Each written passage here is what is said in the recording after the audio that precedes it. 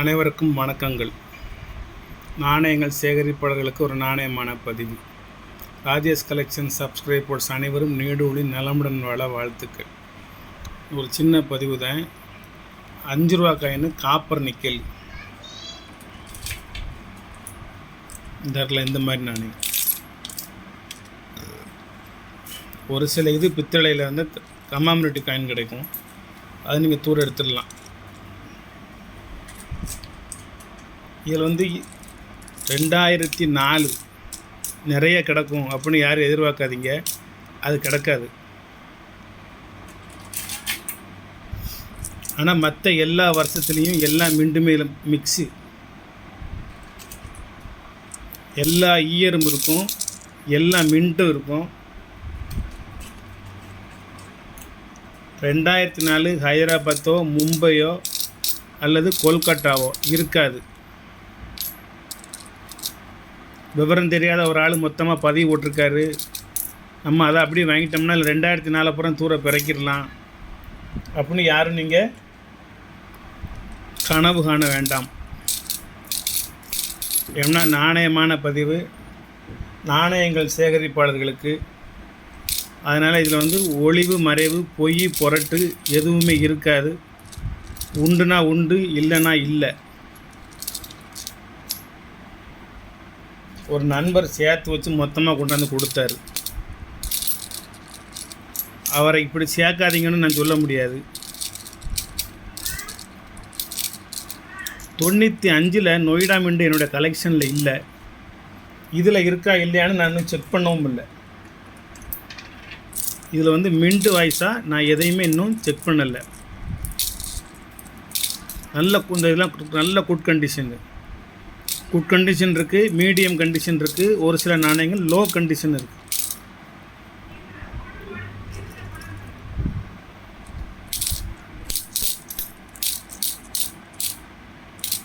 Tie varieties இருக்கும்.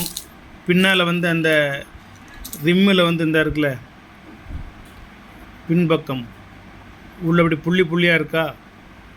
இது இல்லாமல் இந்த புள்ளி வந்து மேல் நோக்கி இருந்து இது உள்ள பிளேனாக உள்ளது இருக்கும். இதில் டபுள் ரிம் உள்ளது இருக்கும்.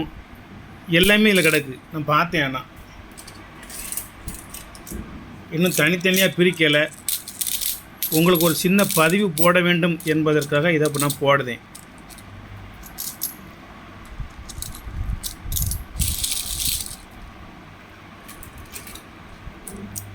சரி, என்ன விலை சார் இது?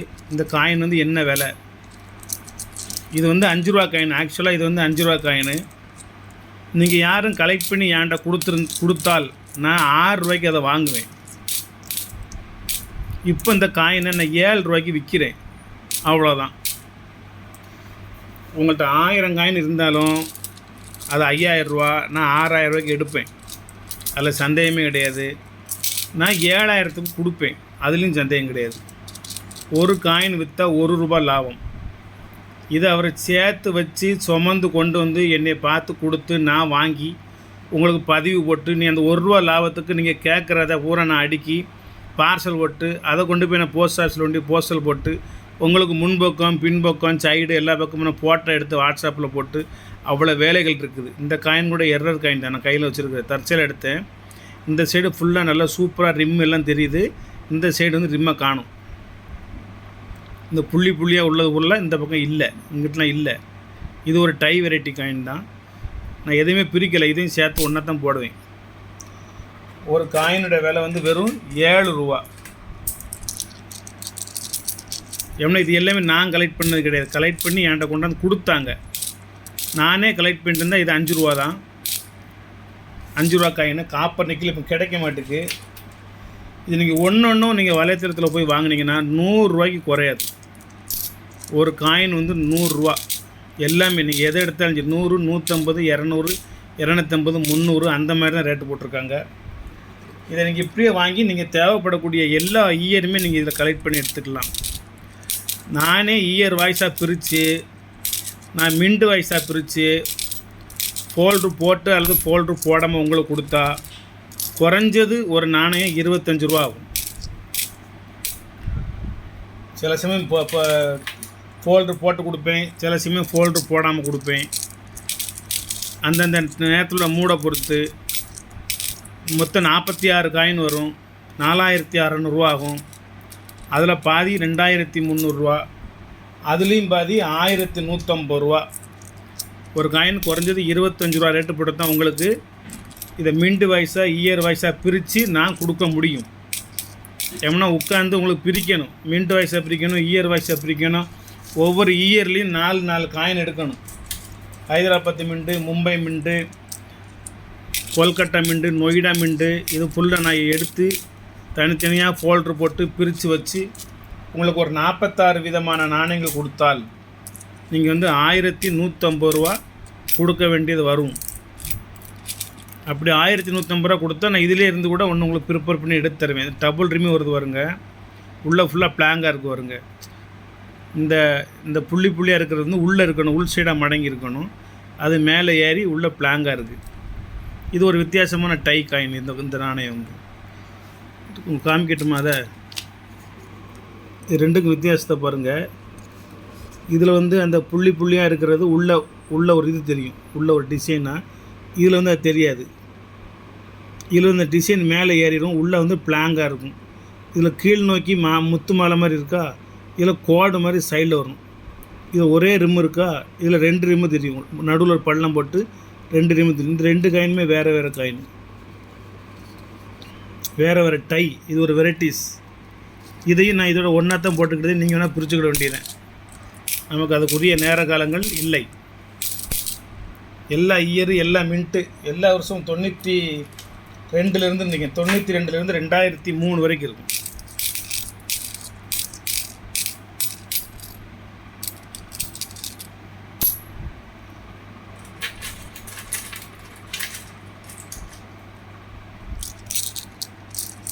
வேண்டும் என்பவங்க வாங்கிக்கொள்ளலாம்.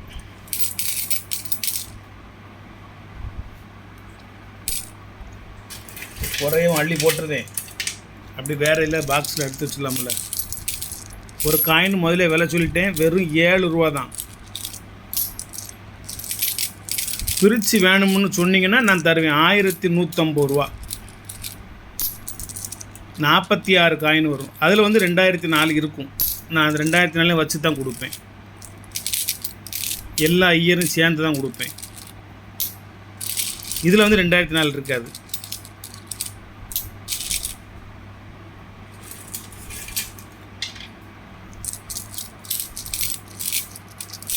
நம்மளை நம்பி சேர்த்து கொச்சு கொண்டு வராங்க.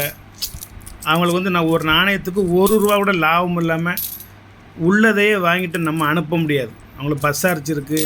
இதை கலெக்ட் பண்ணி சுமந்து கொண்டு வந்து அங்கே ஒரு தடவை எண்ணி, இங்கே வந்து ஒரு தடவை எண்ணி, இது இத்தனை காயின் இருக்குது, இத்தனை ரூபா இருக்குது சார் நம்மகிட்ட சொல்லி அவனுக்கு அந்த எந்த லாபமே இருக்காது.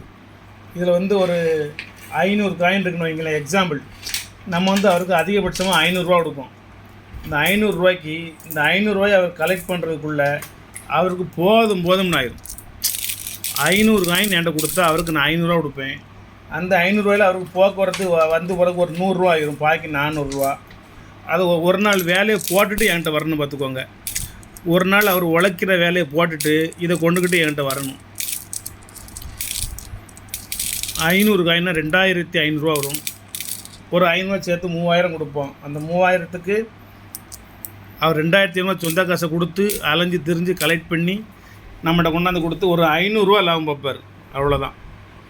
இப்போ நான் இதில் ஒரு 100 காயின் உங்களுக்கு பேக்கேஜ் பண்ணி அனுப்பணும்னா அதுக்கு அந்த கவர் எல்லாம் போட்டு ரெடி பண்ணி டப்பாலாம் ரெடி பண்ணி கொடுத்தா 100 காயின் உங்களுக்கு நான் விற்றோம்னு வச்சுக்கோங்களேன்.